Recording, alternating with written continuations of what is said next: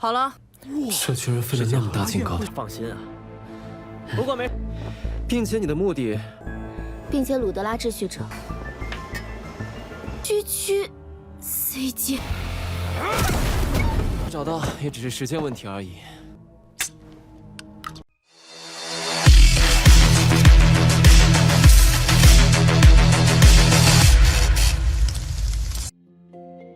Halo semuanya, selamat datang di Ruang Sinema. Bagaimana kabar kalian semua? Semoga selalu sehat dan baik-baik saja. Sesuai jadwal, jadi pada hari ini kita akan kembali melanjutkan series Donghua Super Cube episode 10. Di bagian sebelumnya, setelah ujian pertama selesai, para partisipan yang lolos dikumpulkan dan diberikan ucapan selamat oleh pengurus Su. Lalu diperkenalkan kepada Tuan Piao sebagai pengawal pribadinya. Tuan Piao memberikan tugas pertama, yakni menghadiri perjamuan Ludela pada malam itu dan menjanjikan hadiah bagi yang berpartisipasi. Para pengawal juga menerima bayaran awal 3 juta, tapi Wang Xiaoxiu hanya menerima 50.000 dari manajernya.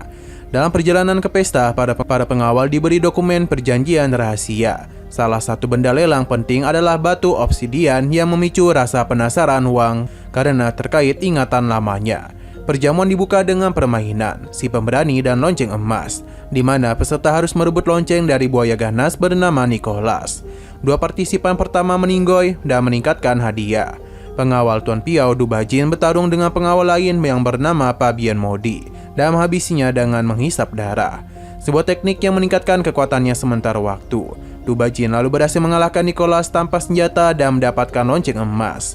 Pertunjukan dilanjutkan dengan memperkenalkan makhluk eksperimen baru bernama Tau 17. Sekarang kita akan melanjutkan episode terbarunya. Terlihat pengurus Du yang mulai melanjutkan permainan dengan menunjukkan binatang buas hasil eksperimen perusahaan bioteknologi Du.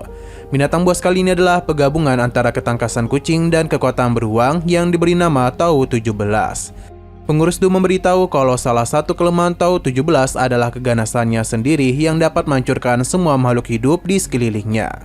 Ucapan ini tidak hanya sekedar ucapan semata. Di dalam kandang tampak Tau 17 yang sedang memakan seseorang pekerja yang sedang mengikat lonceng emas kepadanya. Dan wajah yang sangat licik, pengurus Du kemudian mencoba menantang siapapun yang berani untuk melawan Tau 17.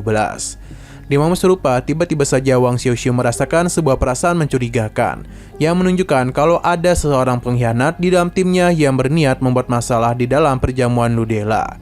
Namun yang menyadari hal demikian hanyalah Wang Xiaoxiu saja. Para penyelenggara dan panitia sama sekali tidak menyadarinya. Pengurus Du kemudian memberitahu bahwasanya hadiah yang akan didapatkan setelah mengalahkan Tau 17 lebih besar 2 kali lipat daripada sebelumnya ketika melawan Nicholas. Oleh karena tidak ada satupun orang yang mengirim partisipan, maka pengurus Du pun langsung menunjuk tuan muda keluarga Yan, yaitu Yao Zhou, untuk mengirim pengawalnya. Tanpa berlama-lama lagi, salah satu pengawal Yao Zhou pun langsung masuk ke dalam kandang dengan membawa satu buah pedang sebagai senjatanya. Sewaktu berada di dalam sana, bukannya menyerang pengawal tersebut, Tau 17 justru menggunakan seluruh tenaganya untuk menghancurkan kaca pengaman yang menutup kandangnya. Melihat hal demikian, beberapa tamu pun menjadi begitu ketakutan dan bergegas berlarian, sehingga suasana pun menjadi kacau. Selang beberapa saat, tampak kaca pengaman pun mulai mengalami keretakan karena hantaman dari kepala Tau 17. Di dalam kandang, pengawal Yao Zhou tanpa rasa ragu mencoba untuk menyerang Tau 17. Akan tetapi, tindakannya malah membuat dia meninggoy dalam sekejap.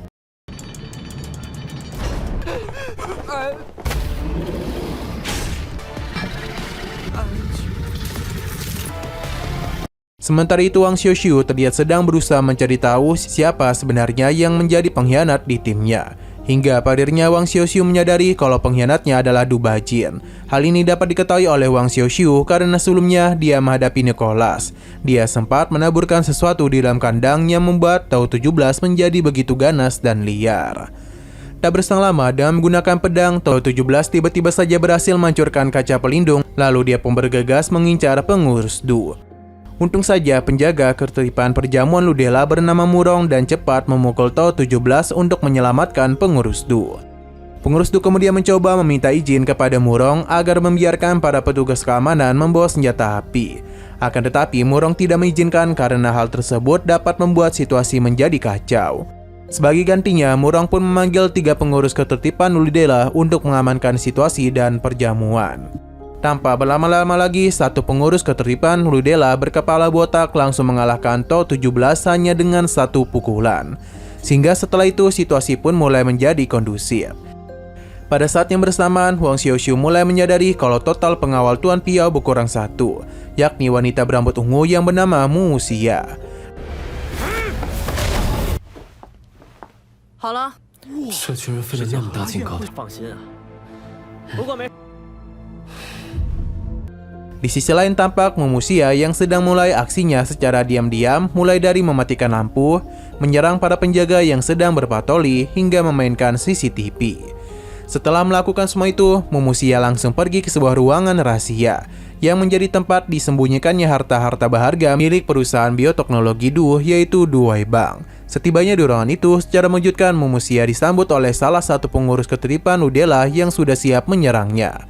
Akibatnya terjadilah pertarungan antara Mu Xia dan pengurus ketertiban Ludela yang membuat topi milik Mu Xia terbelah. Tak hanya pengurus ketertiban Ludela saja, 2 penjaga yang sedang berpatroli juga datang dan langsung mengepung Mu Xia dari arah belakang. Tak tinggal diam saja, Mu Xia pun segera menyerang mereka berdua hingga membuat mereka pun tak sadarkan diri.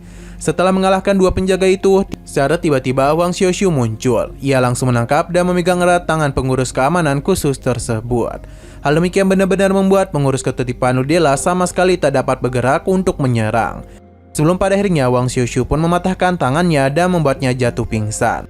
Selepas mengalahkan pengurus ketertiban Ludela itu, Huang Xiaoxiu sempat berkata kalau pengurus keamanan khusus itu terlalu sombong sebagai petarung tingkat C.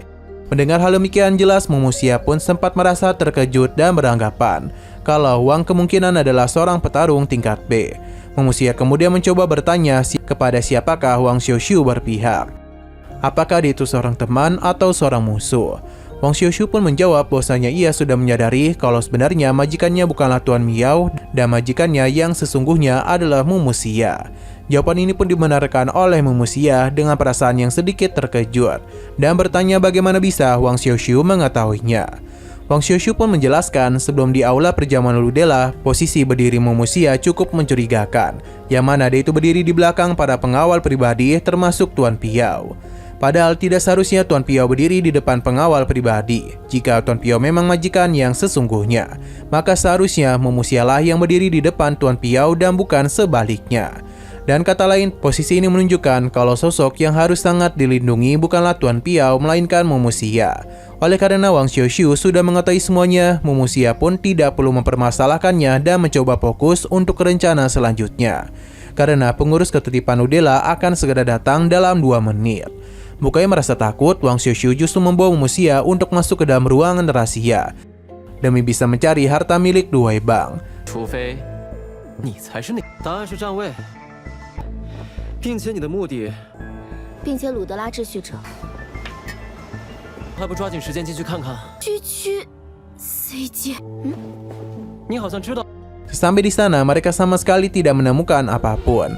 Akan tetapi, Huang Xiaoxiu mengklaim kalau dirinya mengetahui di mana letak harta Duai Bank tersembunyi. Oleh karena itu, Huang Xiaoxiu pun mencoba untuk bernegosiasi kepada Mu Xia. Jika dia membantunya untuk pergi melarikan diri keluar dari kediaman Duai Bank, maka Huang Xiaoxiu akan memberitahunya letak harta tersebut. Belum sempat untuk menunjukkan letak harta ini, tiba-tiba saja 3 pengurus ketertiban Ludela pun muncul. Dan mereka langsung melepaskan beberapa tembakan dari arah luar. Beruntungnya, Huang Xiaoxiu sempat menyadari hal itu, sehingga dia pun berhasil menyelamatkan dirinya dan Mu Xia. Tak berhenti sampai di situ, pengurus ketertiban Ludela juga sempat melemparkan bom cahaya yang langsung dilempar balik oleh Huang Xiaoxiu dengan menggunakan tongkat bisbol. Ketika bom cahaya itu berhasil mengenai pengurus ketertiban Ludela, Huang Xiaoxiu dan Mu Xia pun segera memanfaatkan situasi ini untuk kabur. Namun sayangnya, secara mengejutkan, ketiga pengurus ketertiban Ludela kembali muncul dan mulai mengepung mereka dari segala arah.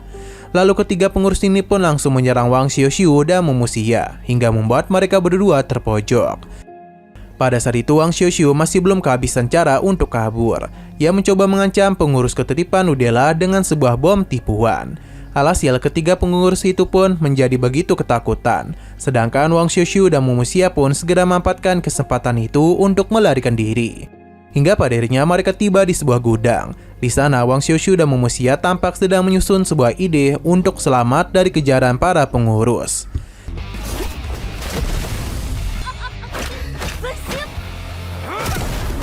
找到也只是时间问题而已。 应该能逃出去吧？ 这可能有助于我找回小瑶的线索。 Sementara itu, ketiga pengurus ini terlihat sedang berjalan pelan-lahan ke arah gudang tempat Wang Xiuxiu dan Mumu Xia bersembunyi. Di tengah-tengah perjalanannya, mereka dikejutkan oleh keberadaan Wang Xiuxiu yang berdiri dengan santainya, menghalangi mereka bertiga. Lalu mereka mencoba bertanya mengapa Wang Xiuxiu hanya sendirian, dan di manakah Mumu Xia berada. Lantas Wang Xiuxiu pun menjawab kalau Mumu Xia sudah terluka parah, sehingga ia memutuskan untuk meninggalkannya agar tidak menjadi beban. Mendengar hal demikian, salah satu penjaga ketertiban Ludela memutuskan untuk pergi mencari keberadaan Mumu Xia. Dan kini hanya dua tersisa saja yang akan berhadapan dengan Wang Xiuxiu. Setelah satu penjaga ketertiban Ludela pergi, secara tiba-tiba dari atas Mumu Xia muncul dan langsung melepaskan serangan dengan menggunakan pedangnya. Ketika itu dengan sangat lihai, Mumu Xia mengayunkan pedangnya tanpa henti untuk menyerang penjaga ketertiban Ludela, yang adalah wanita bercambuk. Pertarungan itu benar-benar didominasi oleh Mumu Xia, sampai membuat wanita ini tertekan dan bahkan rekannya pria botak berbadan kekar bernama Binda juga harus turun tangan membantu. Dengan gerakan cepat Binda, dia pun mulai melepaskan sebuah pukulan kepada Mumu Xia. Namun sayangnya, gerakan itu langsung dihentikan oleh Wang Xiuxiu dengan satu pukulan tepat di wajahnya, yang membuat Binda kehilangan kesadaran. Di momen serupa, Mumu Xia juga segera menyelesaikan pertarungannya dengan satu tendangan mematikan, yang mengakibatkan lawannya jatuh pingsan. Setelah itu, Wang Xiuxiu dan Mumu Xia pun bergegas pergi ke sebuah ruangan yang menjadi tempat bersembunyinya harta-harta milik Duai Bang. Setibanya di sana, terlihat banyak sekali harta-harta yang sangatlah berharga. Dan di antara semua harta itu, satu-satunya yang menarik perhatian Mumu Xia adalah sebuah gulungan rahasia. Begitu pula dengan Wang Xiuxiu. Ia juga berhasil menemukan satu harta yang dia cari-cari, yang berupa batu obsidian. Singkat waktu, Wang Xiuxiu dan Mumu Xia akhirnya telah berhasil mencuri harta-harta berharga Duai Bang. Mereka berdua kemudian melanjutkan perjalanan untuk mencari jalan keluar dari kediaman Duai Bang. Selama perjalanan itu, Wang Xiuxiu sempat bertanya, apa sebenarnya tujuan dan kegunaan lantai bawah tanah dibuat oleh Duai Bang. Mumu Xia pun menjawab kalau lantai bawah tanah dibuat dengan tujuan untuk menyimpan bagian-bagian terpenting dari perusahaan biogenetik yang diciptakan oleh Duai Bang secara pribadi. Lalu Mumu Xia memberitahu bahwa ia akan membawa Wang Xiuxiu keluar melalui saluran pembuangan yang terhubung langsung ke area luar. Di sisi yang berbeda, terlihat ketiga penjaga ketertiban Ludela yang sedang terluka dan tidak dapat lagi mengejar Wang Xiuxiu dan Mumu Xia. Selang beberapa saat, datanglah seorang pria berjubah putih yang tampaknya merasa kecewa karena kegagalan mereka bertiga dalam mengurus ketertiban perjamuan Ludela. Melihat kedatangan pria berjubah putih itu, wanita bercambuk pun langsung memanggilnya dengan sebutan tuan. Di waktu yang sama, tampak wanita bercambuk itu terkejut dan shock ketika melihat tuannya yang membawa 3 pil berwarna biru. Lalu menyuruh mereka bertiga untuk memakan pil tersebut. 我才懒得和你抢说，你怎么这么说？ 杜维邦私自设立的生物基因研， 你还好吗，大姐？ 不过是眯了一会儿。 那你就去抓那个女人吗？ Nah, sayang sekali lagi seru-serunya, episodenya pun harus bersambung dulu. Oke, sekian dulu pada video kali ini. Untuk video selanjutnya akan segera hadir. Jadi bagi kalian yang ingin mengikuti series ini, langsung saja klik subscribe dan aktifkan loncengnya. Terima kasih yang sudah menonton video sampai habis. Jika kalian suka pada video ini, klik like dan share ke teman-teman kalian tentang channel ini. Dan ditunggu aja kelanjutannya. Oke, sampai jumpa di video selanjutnya.